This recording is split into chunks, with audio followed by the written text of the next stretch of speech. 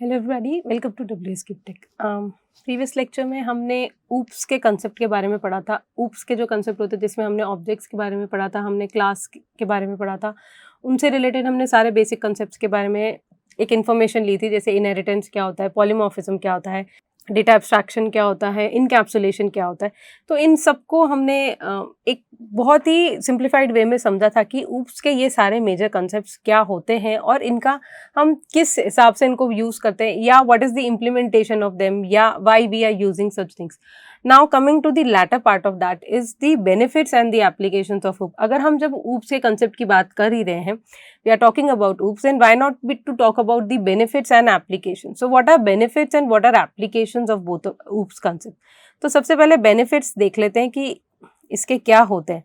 C, when we are talking about an OOPs object oriented programming language, या जिसको हम oops भी बोलते हैं, तो उसके अंदर आप जब भी कोई प्रोग्राम लिखोगे तब आप बेसिक एक स्ट्रक्चर जो हम फॉलो करके रखेंगे, जिसमें हमने पहले ही बात की कि हम एक क्लास को फॉलो करके चलेंगे। I mean you will be creating a class, आप उसके ऑब्जेक्ट्स बनाओगे, उस क्लास के अंदर आपके डिफरेंट मॉड्यूल्स हो सकते हैं, फंक्शंस हो सकते हैं, एट्रीब्यूट्स हो सकते हैं, whatever you want you can do it in this particular concept और इन दिस पर्टिकुलर थिंग।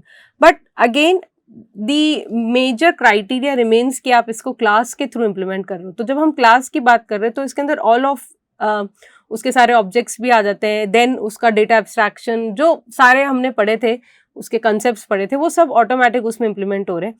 तो यहाँ पे जो ट्रबल शूटिंग होती है, जो हमारा फर्स्ट इसका बेनिफिट होता है, वो था troubleshooting is easier with the OOP language. अब ट्रबल शूटिंग का मतलब क्या होता है कि while you are running, you run in program, आप अपना प्रोग्राम को एग्जीक्यूट कर रहे हो, and during the execution you run into some of the other problems, या आप उस कोड को क्रैक नहीं कर पा रहे हो, या उसके एग्जीक्यूशन में आप कहीं ना कहीं अटक रहे हो, तो वहाँ पे आपका ये ट्रबल शूटिंग का बहुत इंपॉर्टेंट कंसेप्ट रहता है। क्योंकि आपके पास क्लास है, अगर कोई गलती है या अगर कोई एरर है या कुछ भी उसके अंदर दिक्कत है, तो you can easily hold on to the class, you can change the methods in the class, you can amplify या improve the methods in the class. You don't need to change the entire code, आपको पूरा का पूरा logic change करने की जरूरत नहीं पड़ेगी। आपको सिर्फ और सिर्फ जो फंक्शंस आपने क्लास के अंदर लिखे हैं, आपको सिर्फ उसको ही थोड़ा सा इंप्लीमेंट करना पड़ेगा या इम्प्रोवाइज करना पड़ेगा।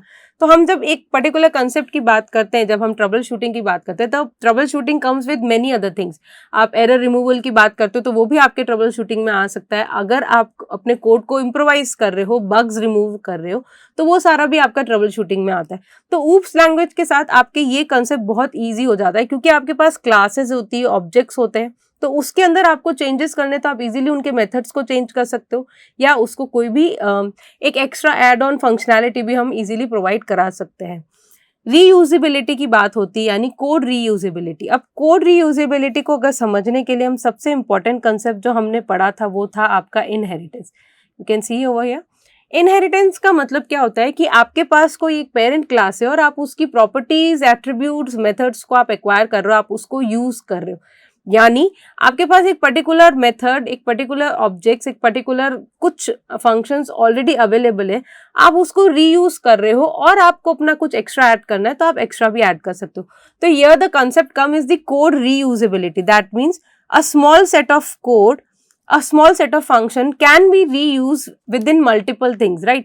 अगर एक क्लास का कुछ फंक्शन है, let's suppose आपने एक क्लास बनाई एनिमल, तो उस एनिमल से रिलेटेड जितने भी उसके एट्रीब्यूट्स या जितने भी उसके फंक्शन है, हम उनको रीयूज कर सकते हैं। आप किसके थ्रू रीयूज करोगे? इनहेरिटेंस के थ्रू।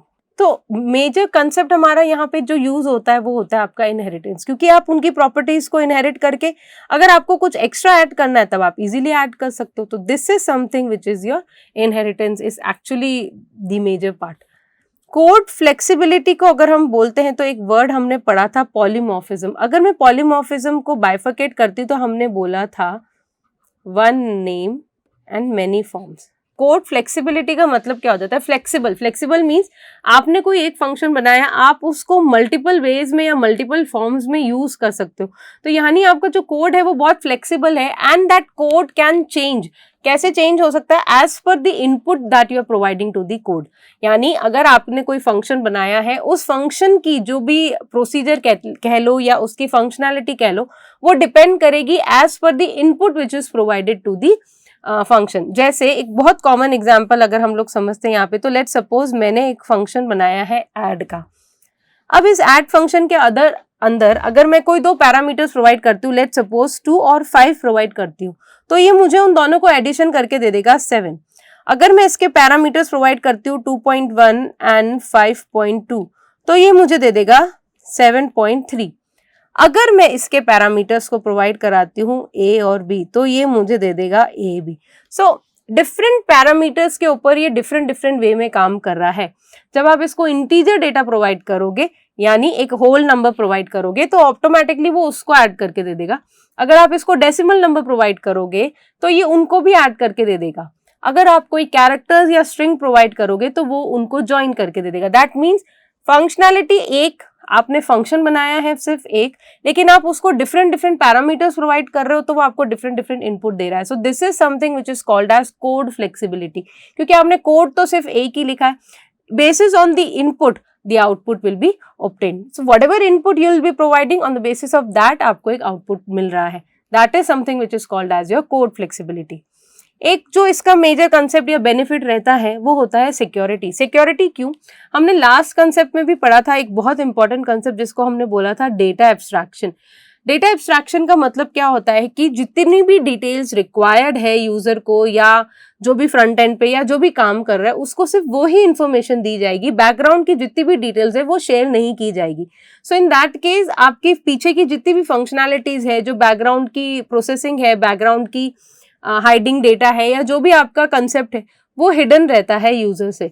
सिर्फ और सिर्फ जो चीज रिक्वायर्ड है that is only visible to the user. So here the major concept is the security. Security क्यों है?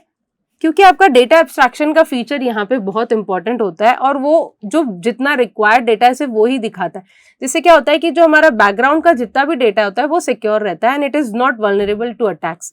तो ये एक बहुत इंपॉर्टेंट कंसेप्ट रहेगा आपका ऊप्स का, दैट इज सिक्योरिटी। ये हो गए आपके बेनिफिट्स। अब बात करते हैं एप्लीकेशंस की। ना एप्लीकेशंस की अगर हम बात करते हैं तो एप्लीकेशंस मींस आप इनको कहाँ यूज कर सकते हो, what are the major areas where they can be use. तो जब हम ऊप्स के एप्लीकेशन एरियाज की बात करते हैं तो पहले होता है client server system. Client server system क्या होता है कि सर्वर पे आपका सारा इंफॉर्मेशन पड़ा है और क्लाइंट है जो उस सर्वर पे रिक्वेस्ट भेजेगा और सर्वर उस पर्टिकुलर रिक्वेस्ट को वैलिडेट या ऑथेंटिकेट करके एक रिस्पॉन्स जनरेट करके देगा। तो यहाँ आपका क्लाइंट सर्वर सिस्टम काम में आता है। रियल टाइम सिस्टम डिजाइन में यूज होता है। Real time system design means what, that आप एक ऐसे एंटिटी पे काम कर रहे हो जो आपके रियल वर्ल्ड से सिमुलेटेड है। Simulation and modelling system. Simulation means जैसे हम लोग सिमुलेटर बनाते हैं तो वहां पे इसको बहुत ज्यादा यूज किया जाता है। ऑफिस से रिलेटेड जितने भी काम होते हैं आपके ऑफिस ऑटोमेशन सिस्टम, वहां पे भी इसको यूज किया जाता है। और AI expert systems. AI expert systems एक बहुत डेवलपिंग फील्ड है अभी की मार्केट में। अगर आप बात करते हो तो AI is a very emerging field in the current trends. आप एआई के बहुत सारे प्रोग्राम्स अगर आपने कुछ छोटे मोटे किए हैं या देखे हैं तो वो जनरली पाइथन पे या आपको दूसरी लैंग्वेज में मिल जाते हैं and Python itself is a part of an object oriented programming language. So AI एक बहुत, AI is an expert system. AI expert systems को डेवलप करने में आपका ऊप्स के कंसेप्ट बहुत ज्यादा यूज आते हैं। तो ये कुछ मेजर एप्लीकेशंस और बेनिफिट्स है ऑफ ऊप्स प्रोग्रामिंग लैंग्वेज। ऐसे तो बहुत सारे होते हैं बट हमने यहाँ पे कुछ ऐसे कॉमनली डिस्कस किए हैं जो अभी बहुत ज्यादा यूज आते हैं। नेक्स्ट लेक्चर में हम सी का इंट्रोडक्शन पढ़ेंगे कि सी लैंग्वेज क्या होती है और हम लोग सी को क्यों यूज करना चाहते हैं and what is the difference between C and C++। फिर हम उसके नेक्स्ट में उसका इंस्टॉलेशन एंड सीखेंगे और देन हम लोग C++ की प्रोग्रामिंग स्टार्ट करेंगे। Till then please keep learning and see you in the next lecture. Thank you everybody.